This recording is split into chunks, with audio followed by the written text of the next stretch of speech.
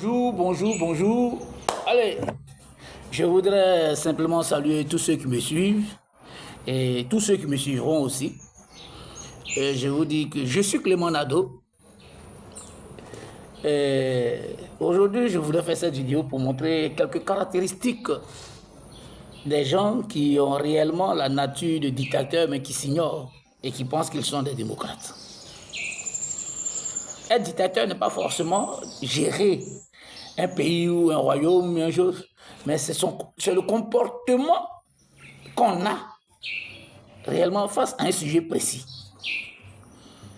Et qui montre que si on avait une position dominante, quelle attitude on aurait eu.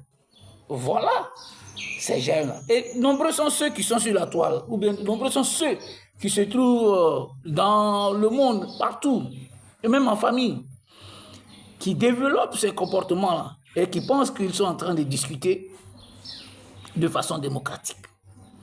Alors, je donnerai quelques exemples, mais pas des exemples exhaustifs, hein, pour que chacun de nous puisse voir, en fait, dans ces attitudes-là, quelle est sa position. Eh bien, lorsque vous êtes en train de débattre avec quelqu'un et qu'il dit déjà, je ne pensais pas que tu étais comme ça, ou bien je ne pensais pas que tu me décourages, et en voulant te dominer sur le plan mental, ce gars-là développe déjà des gènes de dictateur.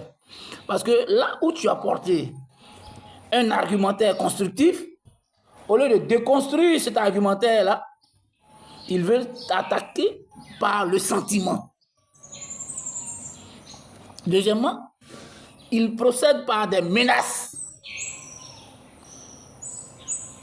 Il procède aussi par des menaces. Des menaces, il t'insulte. Justement sur des sujets même qui n'ont rien à voir avec lui. Parce que tu as émis une idée. Par exemple, je prends le conflit irano-américain. Puisque peut-être il est de la position iranienne et que toi tu prends la même position pour défendre les Amériques, il te menace. Mais pourtant il n'est pas iranien. Pourtant toi tu n'es pas américain. Voilà ces genres de personnes-là qui ont cette nature-là et qui disent qu'ils parlent de démocratie. La démocratie est par essence des vérités qui se contredisent et qui s'entrechoquent afin que chacun puisse tirer une quintessence dans ce que l'autre dit.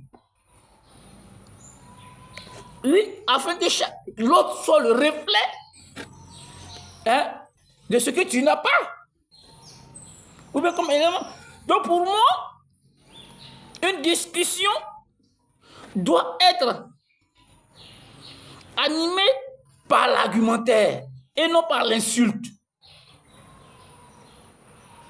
Parce que moi, généralement, quand des gens m'insultent, je ris. Parce que pour moi, c'est fait preuve d'ignorance. Voilà. Donc, et ça conforte ma position dans ce que je dis. Parce que j'estime que si tu n'as pas d'argument pour me contredire et que c'est le fruit des insultes, des menaces et autres, alors je suis dans la vérité. Voilà la réalité. Donc, je vais m'arrêter aujourd'hui sur cet élément-là pour dire aux gens qu'il nous faut construire la démocratie. Parce que c'est grâce à la démocratie qu'il peut avoir l'émergence des idées et permettre à ce que nous puissions aller de l'avant. Donc, pour moi, je dis toujours que nous sommes en apprentissage de cette culture.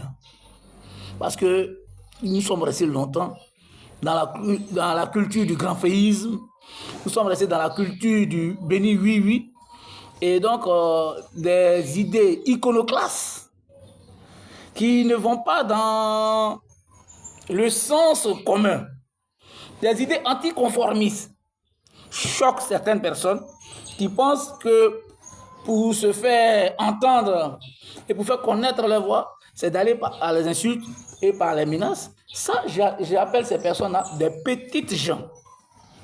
Et ce ne sont pas les petites gens qui vont faire avancer l'Afrique, qui vont faire avancer la Côte d'Ivoire. Mais ce sont ceux qui ont de grandes idées, qui développent des idées pour permettre à ce que le débat s'ouvre et le débat s'inscrive, qui vont permettre que l'Afrique va se développer, la Côte d'Ivoire va se développer et le monde s'en portera mieux. Je vous remercie.